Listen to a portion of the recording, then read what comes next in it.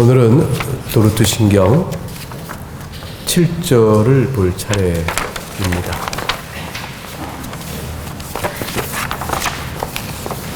도르트 신경 7절의 말씀을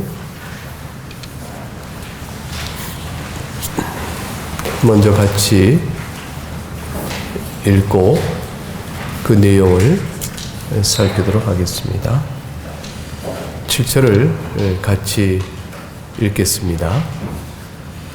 하나님은 이러한 하나님의 의지의 비밀을 구약 성경에서는 소수의 사람들에게 드러내셨으며 신약 성경에서는 민족의 차별을 없애고 많은 사람들에게 분명하게 나타내셨다. 이러한 세례의 이유는 다른 민족보다 앞선 한 민족의 가치에나 또는 더 나은 본성의 빛의 사용에 놓여서는 안 되며 하나님의 더없이 자유로운 기쁜 뜻과 값없이 주시는 사랑 안에 놓여야 한다.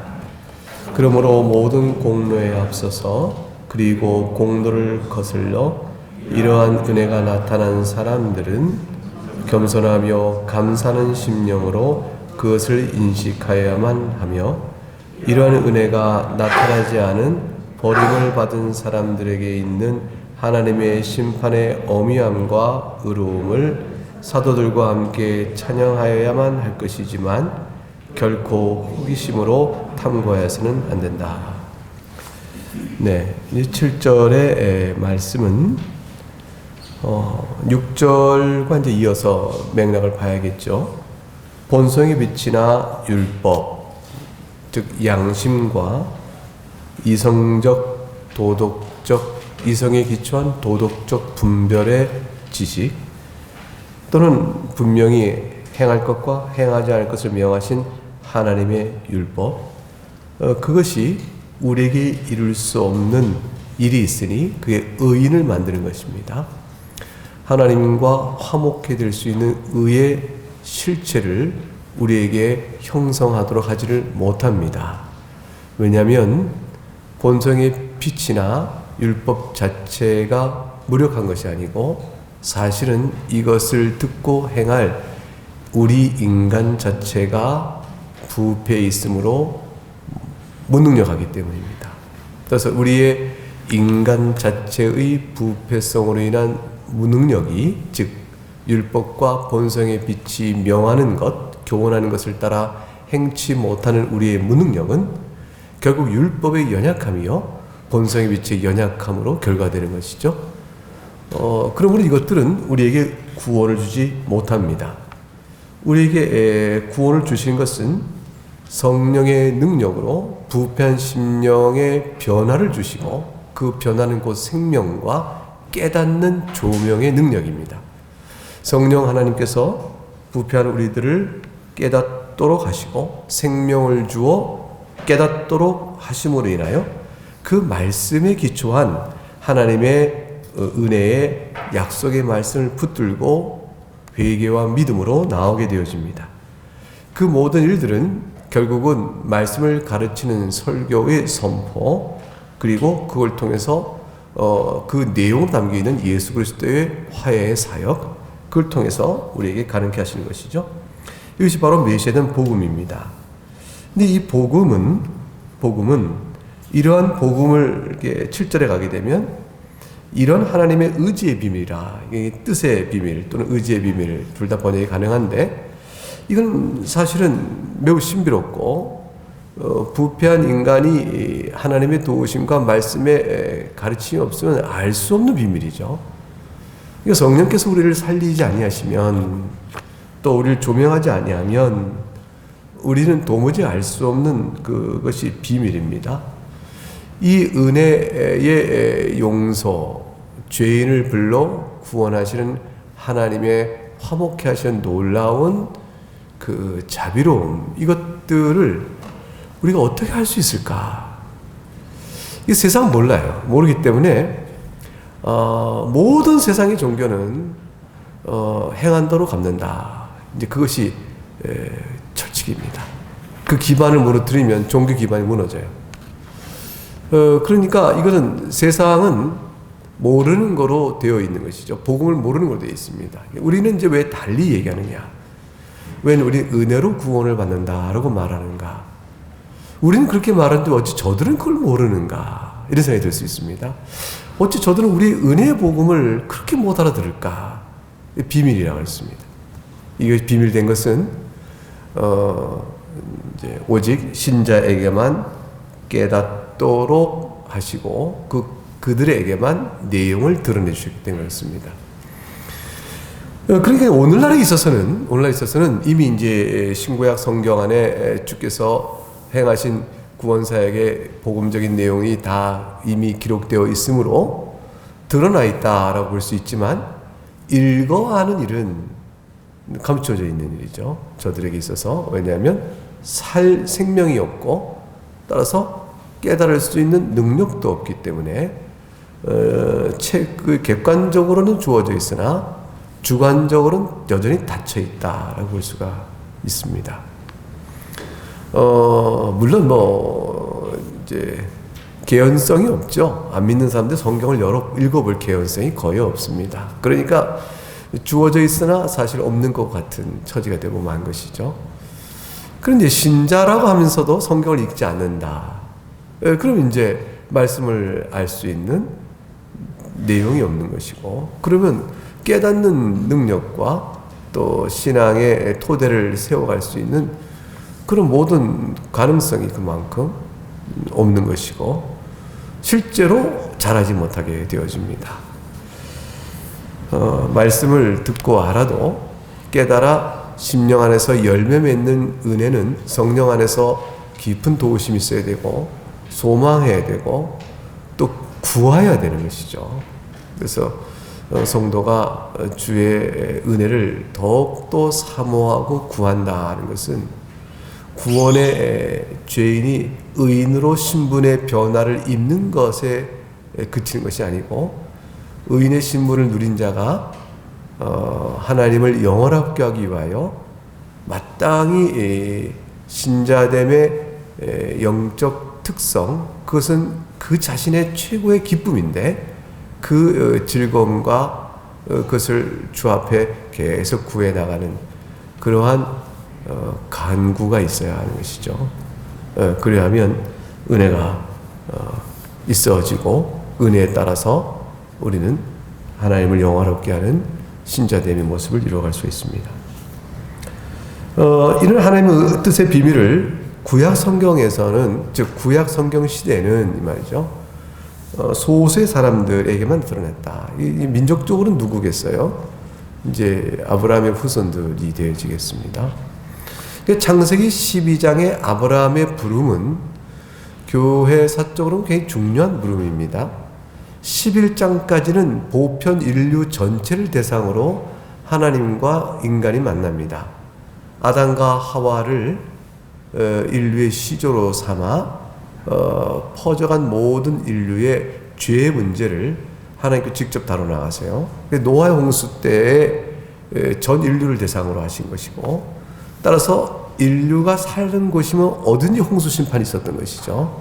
그래서 노아의 홍수 때에 인간이 사는 곳 어디든지 홍수 심판은 결국은 전 지구적 심판일 수밖에 없어요. 왜냐하면 일정한 지역에만 그 홍수가 나서 산을 덮는 물이 있을 수가 없기 때문에. 홍수 이후에 결국은 바벨탑을 쌓고 노아를 통하여 아담의 혈통들이 이어져 오지만, 그러나 다 주 앞에서 패역한 인간의 부패의 양상들을 드러내죠. 그리고 하나님께서 흩어져 버립니다. 그리고 이제 결국은 노아 홍수 이후에 있었던 사건 이후에 인류에게 전 보편 인류를 향한 하나님의 구원의 사역, 심판 이후에도 여전한 인간의 부패성 안에서 하나님은 그 중에 사람들의 선한 행실을 보고 구원하신 일들은 더 이상 이루어가지 않으십니다. 이미 아담과 하와의 행위 언약적 실패, 하나님의 말씀에 순종함으로 생명 안에 머무를 수 있는 그런 은혜의 그런 그 행위 언약적 약속에서 실패한 인간에게 있어서 창세기 11장까지 내용은 인간에게 과연 실패함이 있고 소망 없음을 보편 인류 안에 다 그렇다는 사실을 보여주고 있는 사건이죠. 그래서 창세기 11장을 딱 읽고 난 다음엔 우리의 인간은 소망이 없구나 하는 절망을 벗게 됩니다. 뭐에도 불구하고 노아의 홍수 심판이라는 무서운 심판에도 불구하고 그 기억과 그 이유를 알고 있는 후손들에게도 소망이 없는 겁니다. 결국은 이런 가운데서 하나님이 창세기 12장에 아브라함을 불러서 아담에게 애초에 약속하셨던 여인의 후손이 뱀의 후손의 머리를 짓밟아 버림으로 인해서 사단의 권세로부터 구하여내는 하나님의 전적인 은혜의 사역이 어떻게 주어지는가를 아브라함 때부터 설명하기 시작하십니다. 이게 창세기 12장부터 나오는 사건들이죠. 그래서 우리는 이제 아브라함을 태도로 하는 한 민족의 형성을 보게 되어집니다.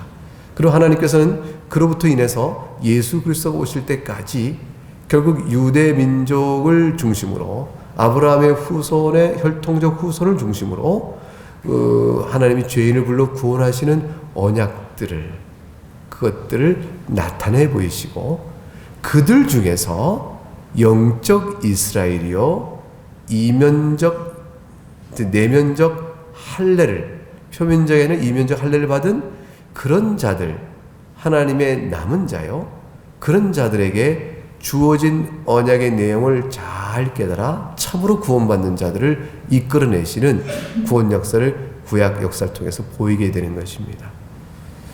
그렇게 되어 온 것을 이제 첫 줄에 설명한 것이죠. 근데 신약 성경 세대는 어떠냐?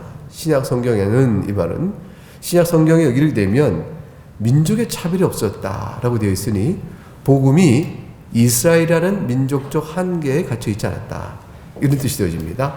자, 무슨 뜻이냐면 구약에도 이스라엘 민족 바깥에 있는 이방인 중에서 이스라엘에 가입되어져 구원받는 자들이 있었습니다. 그리고 욥과 같은 이는 아브라함의 육체적 혈통의 후손이 아니에요. 그러나 욥과 같은 이에게 하나님께서는 또한 구원적 메시지를 주신 사람도 있었어요. 특수한 예외적 경우도 있는 것이죠. 우리가 알듯 룻은 결국 아브라함의 이 이스라엘에 가입되어져 훗날에 다윗을 낳는 혈통적 조상이 되어지는 과정까지 이어져 오잖아요. 이러니까 이제 다 이방인들 가운데 소수는 이스라엘에 가입되어질 수 있음으로 인하여 폐쇄적이며 절대적이며 배타적은 아니었지만 이 계시의 내용이 주어지고 그 계시의 내용에 따라 실행하여 구원의 용서를 받을 수 있는 길 자체가 이스라엘에게만 제한적으로 주어져 있던 것이죠. 이방인들은 알 길이 없는 것이고 이방인들이 이스라엘 찾아와야 하는 것이고 이스라엘 사람들이 이방인에 전도하여 그 이방을 이스라엘의 신앙으로 여호와의 신앙으로 바꿔나가는 적극적 의미의 전도 선교 사역은 구약 안에 없어요. 정복 사역은 있었으나 정복 사역에서 가나안 신을 섬기는 것을 배척하고 정복한 땅 속에서 여호와의 신앙을 세워가는 일들을 하려고 했지만 그들은 노예와 종으로 삼으면서도 개중에 믿는 자가 있을지 모르지만 개종의 목적이나 선교적 목적으로 그 일을 했다고 볼 수는 없죠. 어쨌건 확실히 혈통이라는 제한성과 그 다음에 제도적 규례의 제한성, 그 공간의 제한성, 그리고 그 당시 교회가 이스라엘의 국가 형태와 결합되어 있었기 때문에 하나의 그런 형태로서의 제한성, 이런 것들은 구약에 있어서는 소수의 사람들에게만, 즉 그들에게만 제한적으로 구원의 은혜가 비밀이 나타내 주어졌다 볼 수 있죠. 그런데 이게 다 깨진 겁니다. 예수 그리스도가 오신 이후로 이것이 없어져서 이방인과 이스라엘 사이에 차별이 없어졌습니다. 그리고 많은 사람들에게 분명하게 나타내 주셨으니 이게 그리스도의 명령에 따라 세상 끝까지 복음을 전하라는 그리스도의 명령에 대한 순종의 결과인 것이죠. 이 복음을 전하는 모든 일들은 성경을 기록하고 성경을 또 번역해 나가고 각 나라의 민족의 언어로, 그래서 각각의 민족이 이방 민족들이 자기 언어로 성경을 읽을 수 있게끔 계속 선교적 일들이 이루어져서 오늘에까지 이르게 되어진 겁니다. 민족의 차별이 없어진 까닭은 뭐냐? 하나님께서 그때쯤부터는 이방인들 가운데 택하신 영혼을 불러내시는 일들을 시작하신 것이죠. 그러니까 그리스도께서 오셔서 구약에 예언된 그 복음을 성취하시는 일 이전에 살았던 이방인들은 어떻게 되는 것일까? 예수 그리스도 이전에 살았던 이방인들은 복음의 빛을 받지 못한 채 살았던 분들은 사실 구원의 길이 없다고 봐야 돼요. 그래서 그분들은 한 인생을 살았지만 하나님께서 그 가운데 택한 자가 있어서 구원하는 일들을 행하신 게 아니다. 만약 택한 자가 있었다면 필연적으로 아브라함에 통해 주신 이스라엘의 복음에 대한 만남이 있게 되어지고 그 중에 우리가 아는 분들이 성경에 기록된 몇 분들이라 볼 수 있는 겁니다. 성경 아는 그분들만이 있지 않고 그 외의 인물들도 우리가 이름을 알지 못하지만 있을 수 있지 않겠는가? 뭐 있을 수 있죠. 다 있을 수 있습니다. 그러나 그 수가 공간의 제한과 기회적인 제한 때문에 얼마나 있었겠는가라는 걸 생각할 수 있어요. 느부갓네살 왕이 과연 복음을 알았을까? 나중에 그가 하나님의 심판 안에서 회복되어지면서 하나님을 찬양하는 노래에 보게 되면 더없이 아름다운 하나님의 영광에 대한 존엄성에 대한 찬양이 있는 걸 보면 그가 복음의 빛을 알았을까? 이런 생각은 들지만 성경은 그 자체에 대해서는 명확하게 얘기를 하지 않습니다. 이제 이런 등등등 여러 가지 측면을 보게 되면 복음의 빛이 결국은 사방에 흩어져서 듣는 자도 있을 수 있겠다라는 생각은 해보지만 수는 적었을 것이라. 이디오피아 여왕이 솔로몬의 지혜를 듣고 찾아오는 것까지도 역시 그 소식이 주변 국가에 퍼지는 것을 보게 되어지면 어느 정도는 퍼져갔을 것이다. 아마 우리 구약 시대에도 이방 가운데 시온의 빛이 퍼지긴 했었을 것이다. 그러나 그것이 신약 시대의 이방을 한 이스라엘 민족과 이방 민족과의 차별이 없는 것으로 깨는 것과는 달랐다. 이렇게 봐야 합니다. 할례가 폐지되어지고 이방인과 이스라엘 사이에 차별이 없는 것이죠. 그리고 율법에 행하는 것 가운데서 많은 것들이 다 폐기가 되어집니다. 특별히 의식법은 다 폐기가 되어지죠. 그리고 이스라엘의 국가적 정체를 지탱해왔던 시민법이라는 것도 폐기가 되어집니다. 이 폐기란 말은 이방인에게 더 이상 적용되지 않는 뜻이지만 그것들을 정했던 율법의 원리는 그리스도 안에서 이미 다 이루어졌기 때문에 복음의 원리에 반영이 되어 있어요. 그렇기 때문에 성취됐다는 말이 성취되어 있고 그리스도의 복음 안에 성취되어 있으니 더 이상 이방인에게는 예법에 따라 종교 생활을 해야 될 적용의 의미는 없다. 이렇게 봐야 돼요. 그래서 폐기는 못 쓸 것이 됐다는 뜻이 아니고 성취되어져 원리와 뜻이 복음 안에 이루어졌으니 이방인은 복음을 믿어 신앙생활을 하는 것으로 구약의 의식법과 또는 시민법적인 많은 정신들을 실현하고 있다라고 봐야 되는 것이죠. 그래서 폐기가 반대 또는 부정의 의미가 아니라 약속된 것의 그림자의 실현과 성취 개념으로 봐야 합니다. 그렇다면 우리는 구약을 읽어야 될 중요한 이유를 알게 되어져요. 구약에서 시민법적으로 정했던 많은 것들, 이제 그 죄를 다스려가는 문제, 이런 것들도 원리를 배울 수가 있게 되어져요. 우리는 어떻게 오늘날 우리에게는 죄를 어떻게 다스려가야 하는가? 그 당시에 돌로 쳐 죽이라 해서 우리도 돌로 쳐 죽여야겠다 이렇게 할 수가 없는 것이죠. 그러나 하나님이 금하셨다라는 사실의 뜻을 아니까 이것이 교회 안에 있지 않도록 해야겠다라는 우리의 그 치리의 원리로는 반영할 수 있는 것이죠. 이렇게 되는 것으로 볼 수가 있습니다. 의식법의 많은 것도 이제 우리의 신앙의 원리 안에서 적용이 돼 갑니다. 그러니까 사실은 우리가 오늘날 살아가는 신앙생활 속에서 원리적으로 보게 되면 구약을 읽으면서 크게 거부감을 안 느끼는 것들이 있는 것이죠.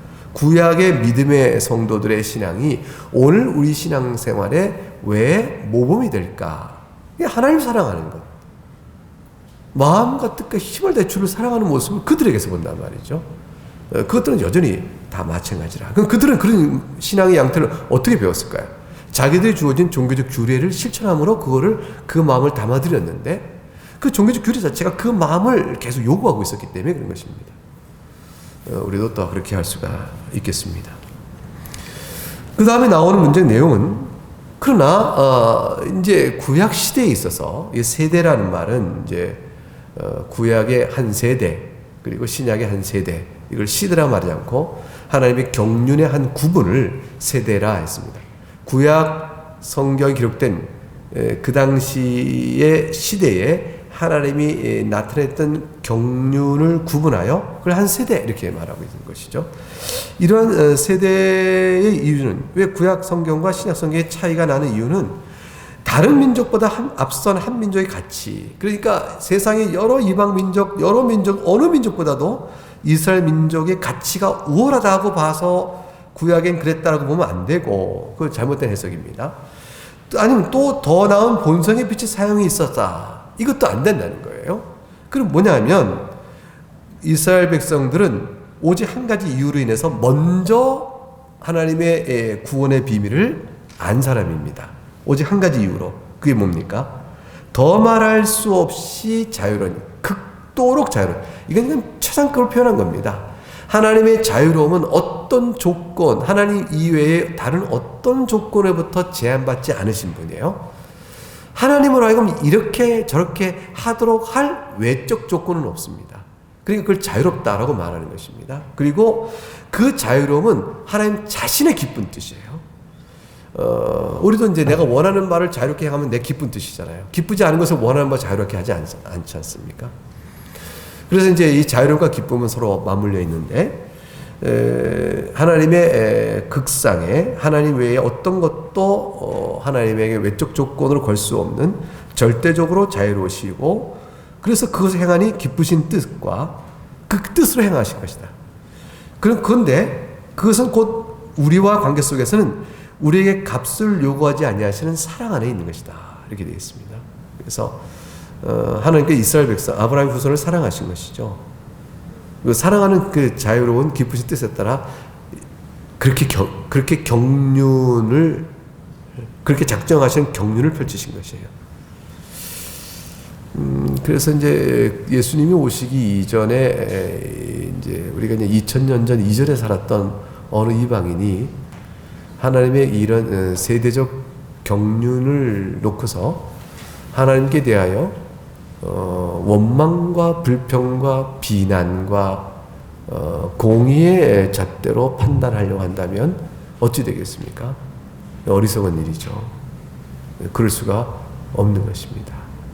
왜 그렇겠습니까? 하나님의 지극히 자유롭고 기쁘신 뜻, 그것에 따라 행할 그분이시기 때문에 그렇습니다. 그리고 그것조차 행하실 때도 말할 수 없는 사랑으로 하신 일이기 때문에 그렇습니다. 이 두 가지를 항상 염두에 둬야 합니다. 하나님의 작정이 우리 가운데 나타날 때 우리가 경험하는 모든 일에 대한 우리의 판단은 항상 하나님과 관계 문제에 있어서는 이 두 가지를 절대 잊지 말고 살펴봐야 합니다. 그래서 그렇게 말할 수 없습니다. 따라서 이제 소위 이 인본주의적 입장에서 보게 되면 어떻게 구원이 그러냐 이렇게 할 거예요. 매우 제한적이라는 것 자체가 불공평하게 보이는 것이고 하나님의 불의를 말하는 것처럼 판단에 들어갑니다. 네. 결국은 그러니까 인본주의죠. 하나님이 주권자이심을 인정하지 않으니까 인본주의가 됩니다. 세상은 그런 맥락에서 복음을 받아들이고 이해하는데 어려움을 겪습니다. 전제 자체가 자신이 피조물이라는 사실을 또 하나님의 절대 조건 앞에 엎드림이라는 사실을 인정하지 못하니까요. 근데 이것도 가만히 생각해보면 딱 한 게 뭐냐면 인정하지 못하는 게 이 죄성 때문에 그런 것입니다. 그러니까 인정하지 않음으로 죄인임이 드러나고 인정하지 못하는 이 내적 이유는 다 죄 때문에 그렇습니다. 심령이 부패하여 분별을 못하는 것이죠. 그러니 그 상태에서 이성을 활용하여 하나님을 판단하고자 아무리 철학을 쌓아놓는다 할지라도 결국은 다 헛된 것이에요. 진리에서 어긋난 것이 되고 맙니다. 하나님 존전에서는 한마디 할 수 없는 헛된 논리와 이유를 쌓아 철학으로 갖고 있는 것이죠. 그리고 그것을 자신의 위로로 삼아 하나님의 복음에 대적하거나 하나님의 주권을 부인해가는 재반 선택들을 해나갑니다. 어리석은 일이죠. 돌트 신경은 그 부분에서 정확하게 말합니다. 하나님의 말할 수 없는 자애로우신 기쁘신 뜻에 근거한 것이요 값어주신 사랑에 의한 것이다. 그러므로 이런 은혜를 받은 사람은 어떠해야 될 것이냐? 모든 자신이 세운 어떤 공로보다 먼저 하나님이 정하신 뜻이요 공로를 거슬러서 이런 은혜가 주어졌다는 사실을 잘 깨달아야 할 것이고, 이건 평생에 우리가 배워가는 겁니다. 신앙생활 평생에 자기 공로를 부인하는 게 자기 부인이에요. 이게 자기 의의 부인이잖아요. 그러니까 이거를 우리는 공로 없습니다. 순종으로 인하여 하나님을 영원하게 하는 기쁨의 또 다른 은택을 누리는 것이에요. 그러니까 우리가 주 앞에 행하는 선한 모든 것들은 우리를 통해 이루어짐으로 나의 역할과 관련하여 공로를 인정받을 수 있을 것 같지만, 하나님께서는 내가 행한 순종을 통하여 나에게 갚으셔야 할 빚이 없으세요. 그게 공로 개념이 없다는 뜻이에요. 우리가 이제 주님 앞에 우리 목숨을 던져 충성해 보십시다. 그러면 하나님께서 하나님 제 목숨을 다 하나님께 드렸습니다. 하나님 저에게 좀 빚졌죠? 라고 말할 수 있다면 내가 목숨을 던진 것이 나의 공로가 됩니다. 근데 하나님께서 빚을 지신 게 아니에요. 첫째는 그 생명도 원래 주님 것이고, 두 번째는 그 생명을 던지는 가운데서 내가 하나님이 부족함에도 불구하고 하나님을 채워드리려고 한 것이라든가, 또 하나님이 틀렸으나 하나님을 뭐 이렇게 바르게 잡아줘야 한다든가, 하나님 뭔가 부족해서 내가 뭐 이런 게 아니고요. 되게 어떤 거였어요? 하나님 내게 주신 은혜에 감사하여 하나님께 무엇으로 보답할고, 더 없는 사랑 앞에 내가 그 사랑을 찬송하다가 당하는 순교란 말이죠. 당하는 상실이고 당하는 박탈이에요. 그렇기 때문에 이것은 이미 내게 주신 뭐가 있는 겁니까? 나의 생명을 구원하시고 영원한 생명을 주시고 나의 삶 속에 그 믿음조차 주신 하나님의 선한 은혜의 열매인 거예요. 따라서 내가 주 앞에 드린 모든 것들은 먼저 나를 사랑하신 하나님의 손길에 대한 열매로 드러난 것이니까, 열매를 드린 나는 하나님의 사랑을 맛보아한 사람으로 나타났을 뿐이에요. 그리고 이것이 나의 즐거움이요, 나의 자랑이요, 나의 행복이요, 나의 면류관인 것이. 그리고 주 앞에 서게 되는 것이죠. 그러니까 하나님께 빚 받듯이 당신이 내게 빚 줬어, 그래 내놓으시오라고 할 만한 공로는 없는 겁니다. 이걸 로마서 4장에 설명하는 것이죠. 우리가 하나님께서는 빚 받듯이 내가 달랠 권리가 없습니다. 그것이 있으면 공로죠. 그게 없으면 뭘까요? 공로가 아닌 거죠. 우리가 이제 한 달 동안 열심히 일해서 월급을 받습니다. 그 뭐예요? 일한 것에 대한 삭슬, 내가 이게 고용주에게 요구할 수 있는 권리가 발생한 것이고 줘야 될 책임이 발생한 아니겠습니까? 이것은 다 공로에 대한 대가를 받는 거죠. 그러나 하나님 앞에 받는 것은 그런 것이 없습니다. 우리가 사는 모든 것들은, 오늘 예배로 나오는 이 모든 걸음이 은혜의 누림입니다. 내가 얼마나 큰 사랑을 받고 있는 것인가, 그걸 아는 것이죠. 그러니까 감사죠. 예배 나오면서 감사합니다 하고 나오게 된 거죠. 예배 걸음을 인도하시니 감사합니다. 예배 중에 주의 말씀을 듣게 하시니 감사합니다. 이렇게 사랑하는 성도와 함께 교회를 지체로 있게 하시니 감사합니다. 돌아가면서 또 감사하잖아요. 이렇게. 이게 다 그렇게 한평생 살고 주 앞에 섰을 때 우리가 상을 받을 게 없어요. 상을 요구할 게 없습니다. 근데 하나님 상을 주십니다. 이제 거기에 또 은혜가 있는 겁니다. 하나님께서는 상을 주세요. 요구할 상이 없는 우리들에게 하나님이 상을 주세요. 충성되다 하시고, 착하고 충성됐다 하고 상을 주세요. 그 상은 우리가 그토록 알고 싶었던 것, 갖고 싶었던 것, 구하고 싶었던 걸 주십니다. 여러분이 가장 갖고 싶고 알고 싶고 구하고 싶은 것이 무엇입니까? 그거 주실 거예요. 그거 뭐예요? 돈. 아니 뭐예요? 권력. 왕 노릇 해보는 거. 쾌락. 뭘까요? 그런 거 아니잖아요. 우리 세상을 다 살고 주 앞에 이를 때 정말 갖고 싶은 거 하나는 주님을 알아가는 거거든요. 하나님 뵙고 하나님 아는 것. 그걸 주세요. 말할 수 없는 사랑의 교통을 우리에게 주신 것이죠. 넘치게. 각각의 분량에 넘치게. 우리 가운데 차이가 없는 건 아닙니다. 우리 가운데 차이가 있어요. 그러나 각각의 분량에 넘치게 주세요.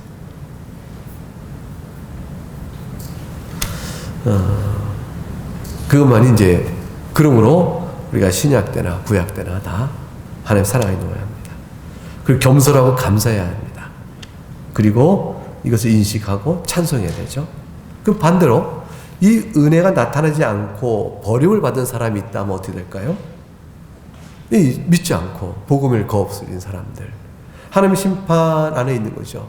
그러면 구약 시대에 그리스도의 복음을 알지 못한 채 각각의 문화와 형편에 따라 살다가 죄 가운데 죽어간 많은 사람들, 이방인들, 또는 복음의 시대인 지금에도 복음을 거부하고 또 믿지 않고 복음을 듣지 못한 채 죄 가운데 살아간 많은 사람들이 임하는 하나님의 심판의 어미로움과 의로움, 그들의 모습을 보면 하나님 그 죄를 얼마나 어미롭게 다스리시는가, 그 가운데 심판하심으로 의로움을 드러내시는가, 이것들을 찬송하는 거죠. 그래서 신자는 두 가지 찬송하게 됩니다.